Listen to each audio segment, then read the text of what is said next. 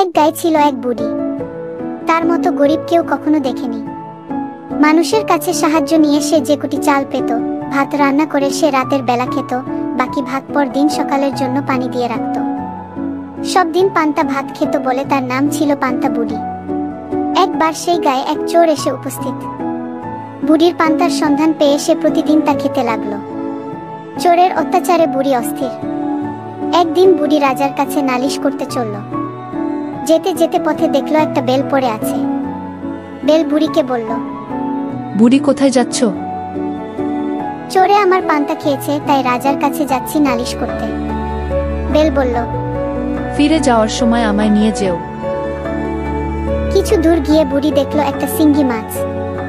মাছ বলল, বুড়ি বুড়ি কোথায় যাচ্ছ? চোরে আমার পান্তা খেয়েছে, রাজার কাছে যাচ্ছি তাই নালিশ করতে। মাছ বলল, ফিরে যাওয়ার সময় আমায় নিয়ে যেও। আচ্ছা থাকো তুমি।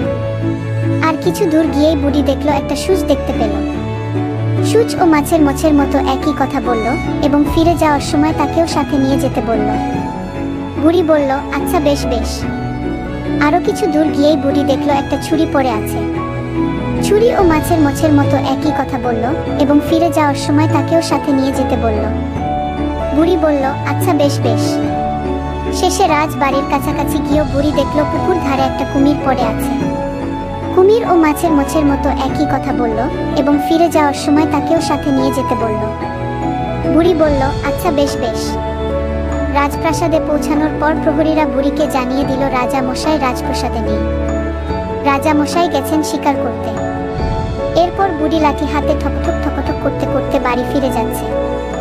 বুড়ির মনে না আছে আনন্দ, না আছে খুশি। তবে বাড়ি ফেরার সময় বুড়ি সেই কুমির, ছুরি, সূচ, সিঙ্গি মাছ ও বেলকে বাড়ি নিয়ে এলো। কুমিরকে বুড়ি রাখলো পুকুর পাড়ে। ছুরিটা রাখলো উঠানের ঘাসের মাঝে। বেলটা রাখলো তার চুলার ভিতরে এবং সিং মাছটা রাখলো তার পান্তা রাখার পাত্রে। তাদের সবাইকে জায়গা মতো রেখে বুড়ি ঘুমাতে গেল। এমন সময় চোর এসে উপস্থিত। সে যেই পান্তার হাঁড়িতে হাত দিয়েছে, শিং মাছ তার কাটা চোরের হাতে ফুটিয়ে দিয়েছে। চোর তার কাটা হাত চুলার আগুনে গরম করতে গেলে চুলোয় রাখা বেল গেল ফেটে। তারপর অন্ধকারে ঘরের বাইরে বের হতে ধরে দেয়ালে হাত রাখার সাথে সাথে সূচ তার হাতে ঢুকে গেল।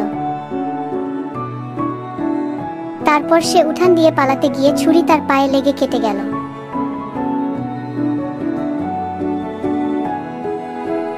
শেষমেশ পুকুর পাড়ে গেল রক্ত ধোয়ার জন্য।